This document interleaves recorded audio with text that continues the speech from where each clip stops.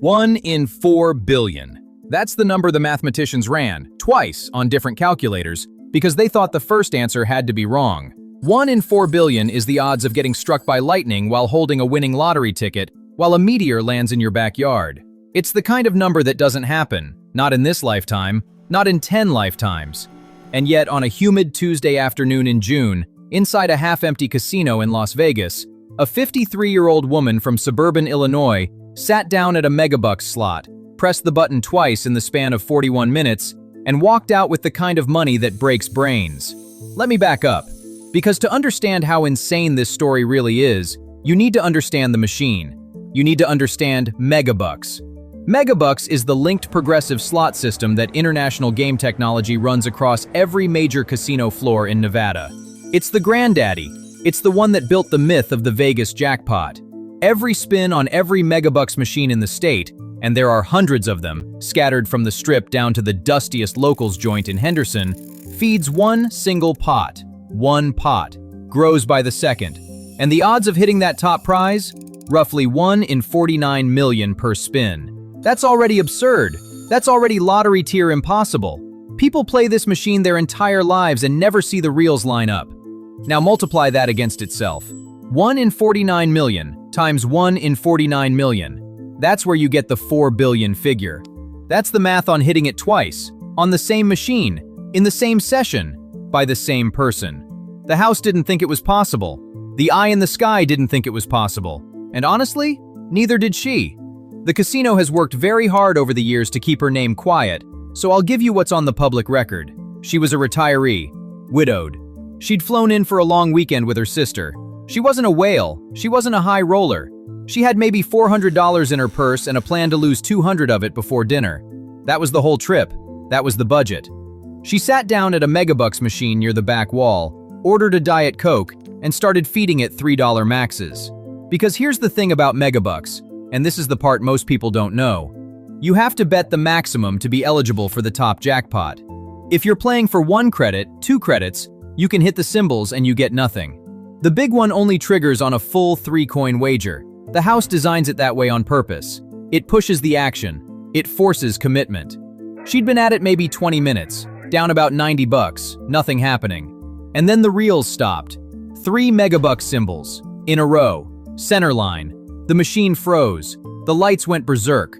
The little melody, if you've ever been near a Vegas floor, you know the melody, started playing.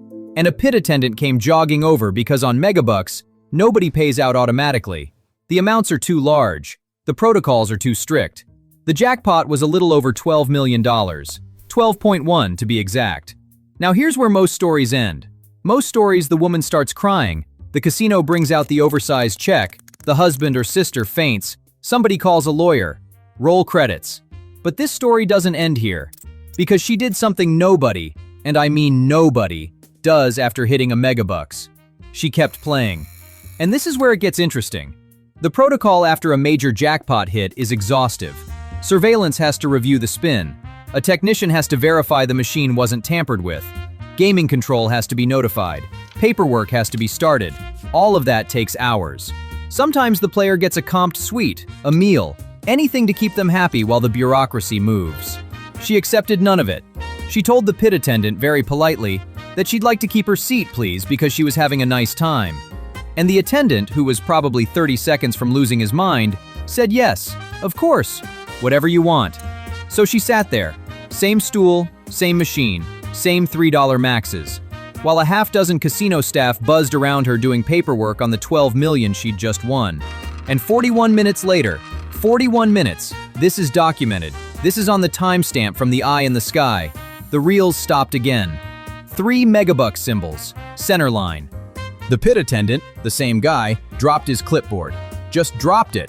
Surveillance later said you could hear him say one word over the floor mic, and that word was not appropriate for broadcast television. Because what he was looking at, what the cameras were looking at, what the entire casino floor was suddenly looking at, was a second jackpot. Same machine, same player, same session. This one paid out a little over 14 million. Combined total, $26.3 million in one sitting, by a retiree who'd budgeted $200 for the afternoon. Now you're probably asking the same question every gaming regulator in Nevada asked within about 90 seconds of this hitting the wires. Was it real? Was the machine glitched? Was she somehow exploiting it? Was this an inside job? After a 4-month investigation by the Nevada Gaming Control Board, the answer was no. No glitch, no exploit, no tampering. The machine was pulled, dismantled, the random number generator chip was sent to a third-party lab in Reno, and every single spin was verified against the seed. The math checked out. The reels were honest. She just got lucky. Twice, in 41 minutes. Against odds the human brain genuinely cannot comprehend. And here's the detail almost nobody knows. The hold percentage on Megabucks, the slice the house keeps long-term, is around 12%, higher than most slots.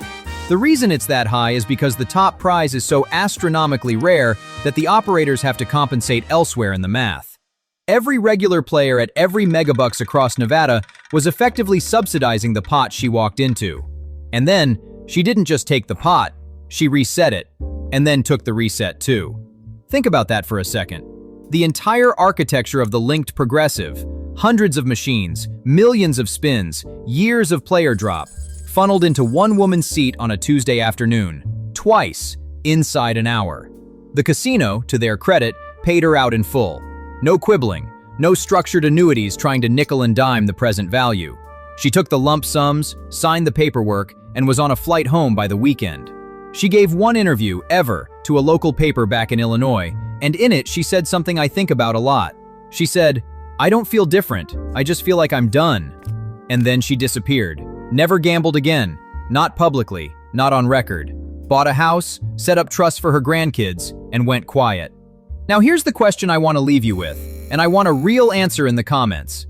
If you'd been her, if you'd just hit $12 million and the attendant told you the paperwork would take 3 hours, would you have kept playing?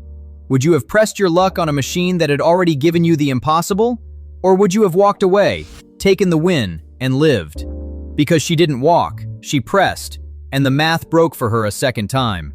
Most people I know say they would have cashed out, but the ones who hit big, they never do. There's something about a hot machine that gets in your head, and once it's in there, walking away feels like betrayal. If this is the kind of story you came here for, you already know what to do. Tell me below, cash out at 12 million or stay in the seat.